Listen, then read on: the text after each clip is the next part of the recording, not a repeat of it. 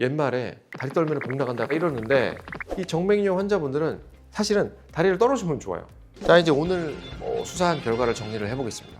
아침보다 오후 저녁에 더 무겁고 가만히 있을 때보다 움직이면 좀 편해지고 짜릿한 통증보다는 묵직한 불편감이 지속된다면 여러분 다리의 통증의 범위는 가능성이 가장 높습니다.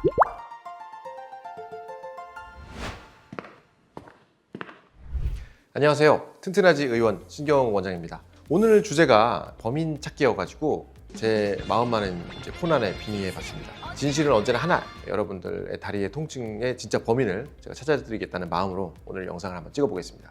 진료실에 있다 보면은 여러 가지 환자분들을 많이 만나는데요. 허리 쪽 문제인 줄 알고 1년 이상 여러 해 동안 치료를 받았는데 허리도 뻐근하고 다리도 계속 아프고 막 뭔가 이상한 분들도 있고, 또는 족저근막염, 발바닥이 화끈거리고 아프니까 정말 여러 가지 치료를 하시다가 오는데 이런 치료를 열심히 했는데도 낫지가 않는다? 이거는 치료 방법의 문제가 아니라 애초에 통증을 일으키는 원인, 범인을 잘못 지목했을 가능성이 제일 커요. 제 의사 면허를 걸고 여러분들의 다리를 괴롭히는 진짜 범인이 누군지 확실하게 오늘 한번 알아보고 수사를 해봐 드리겠습니다. 우리가 다리가 아플 때 의심해야 될 용의자가 크게 세 가지예요.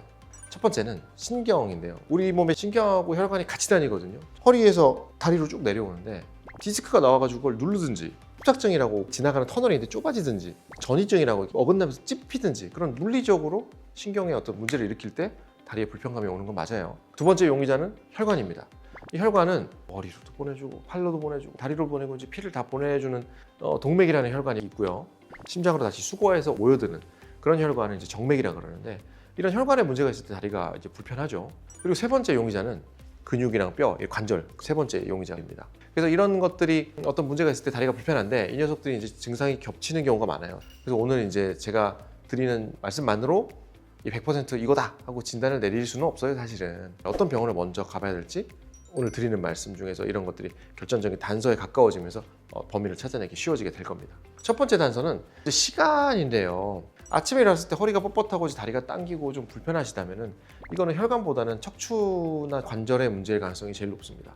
밤새 이제 움직임이 좀 적으니까 굳어있던 관절이나 근육들이 움직이면서 그런 통증을 유발을 하는 거죠. 반대로 아침에는 다리가 가볍고 좀 괜찮은데요. 오후가 될수록 아니면 저녁이 될수록 다리가 막 무거워지고 퇴근하려고 그러면은 신발이 안 들어갈 정도로 붓고 뭔가 힘들다. 이런 분들은 이건 정맥 문제입니다. 거의 100% 확실합니다. 만성 정맥 부전이나 하지정맥류 이런 것들이 범인의 가능성이 매우 높죠. 서 있는 시간이나 앉아 있는 시간이 길어지니까 피가 아래로 쏠리면서 붓는 그런 것들을 말씀을 드릴 수가 있겠습니다. 물론 이제 정말 심한 분들은요, 잘 때도 이 병이 진행하고 이래가지고 아침에 일어나도 생각보다 붓기가 덜 빠져서 아침에 좀 낫다 뿐이지 아침에 붓기가 심하다 이런 분들도 계셔요. 하지만은 오후가 될수록 심하다는 패턴은 유효하니까 나는 아침에도 부으니까 아닌가 보네 이렇게 방심하지 마시고, 이제 오후가 돼서 붓는다는 거는 정맥의 문제일 가능성이 좀 크다 이렇게 알고 계시면 되겠습니다. 두 번째 단서는 움직임인데요. 아플 때 이제 걷거나 움직이시면 좀 나아지시나요? 아니면 좀 더 심해지나요? 여기에 굉장한 단서가 있습니다.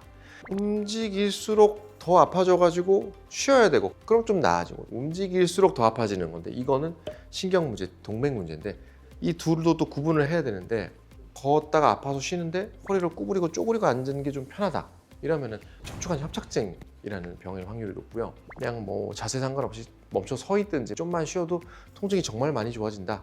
그런 거는 이 심장에서 발끝까지 가는 아주 중요한 영양분과 산소의 통로가 막힌 동맥 질환일 가능성이 큽니다. 하지만 하지정맥류는 이거랑 좀 달라요. 우리 가만히 서 있거나 앉아 있을 때 막 다리가 터질 것 같고 막 뜨겁고 막 너무 힘든데 걷거나 이제 까치발 운동하거나 그러면 쥐도 풀리고 다리도 편해진다 이러기 때문에 완전 반대입니다. 옛말에 다리 떨면 복 나간다 이러는데 이 정맥류 환자분들은 사실은 다리를 떨어주면 좋아요. 복 안 나가고 건강에 들어오니까 발가락 좀 꼼지꼼지락하고 발도 이렇게 움직이고 근육이 펌프질해서 피가 올라오라고 말씀을 드려요. 마지막 세 번째 단서는 통증의 양상, 느낌이라고 표현할까요? 어떤 특정 동작을 할 때 하고 이렇게 아프거나 손으로 이렇게 어디를 눌러보는데 여기가 찌르듯이 아프다. 요거는 근육이나 인대에 문제가 있을 얘네들이 범인의 가능성이 높죠. 그리고 허리나 엉덩이부터 허벅지 뒤를 따라서 쭉 이렇게 내려온다면은 신경의 문제의 가능성이 높습니다. 제가 이제 보는 하지정맥류는 정말 다양한 표현들을 하십니다. 어떤 분은 다리가 무겁고 모래주머니 찬 것 같다 이런 분들도 계시고, 어떤 분들은 발바닥에 물에 젖은 휴지가 붙은 것 같아가지고 걷는데 내 발바닥이 아닌 것 같다. 어떤 분들은 뜨거운 게 뭔가 흐르는 느낌이 나요. 이런 분도 계시고, 그래서 정말 여러 가지 증상이 있기 때문에 알아채기도 쉽지만 놓치기도 쉽거든요. 특히 정말 이건 하지정맥류다라고 단언할 수 있는 단서가 하나가 있는데 쥐나는 거거든요. 이게 많은 분들이 운동하다 뭐 쥐나고 그것도 그렇지만 자려고 하거나 자다가 기지개 펴거나 그냥 쥐가 나서 깨는 분들이 가끔 계세요. 이 쥐나는 거는 다른 질병에서는 극히 드뭅니다.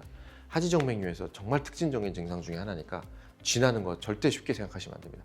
이제 여기서 좀 중요한 응급신호, 중증 질환 얘기를 하나 하고 넘어가야 되는데 이건 꼭 아셔야 되거든요. 한쪽 다리만 막 엄청 퉁퉁 붓고 아프고 뜨겁고 막 열이 나면서 몇 시간 며칠 이게 심해진다면 이거는 뭐 생각하고 그럴 때가 아니라 가까운 응급실로 빨리 가세요. 혈전증이라는 병이 있어요. 이게 어떠한 이유로 여러 문제로 혈관 안에서 피가 굳어서 혈관이 탁 막혀요. 큰 혈관을 심부정맥이라고 그러는데요. 여기에 혈전이 생기는 심부정맥 혈전증은 정말 응급입니다. 똑같이 활동하고 계단 올라가고 했는데 숨이 좀 차고 가슴이 좀 답답한 것 같기도 하고 좀 뻐근하고 피곤하고 좀 이상해요. 폐까지 혈전이 들어가는 폐색전증이라는 병이 있거든요. 이게 급사할 수가 있습니다. 당장 119 부르시든지 가까운 응급실로 빨리 가세요. 초기에 진단하는 게 중요하니까 반드시 혈전증 꼭 생각하셔야 됩니다. 자, 이제 오늘 수사한 결과를 정리를 해보겠습니다.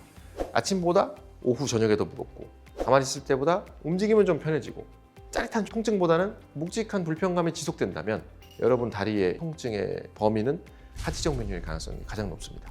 물론 이거는 심증일 뿐이고요. 확실한 물증을 잡아야겠죠. 그러려면 과학 수사가 필요합니다. 그게 뭐냐면 하지정맥의 도플러 초음파라는 걸 하는데요.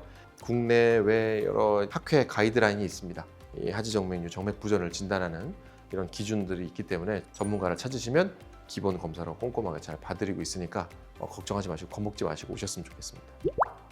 다른 데서 막 범인을 찾고 원인을 찾느라 고생하고 시간 낭비하지 마시고 오늘 말씀드린 내용에 내가 한 가지라도 해당이 된다면 언제든지 가까운 병원 꼭 검사를 보셨으면 좋겠습니다.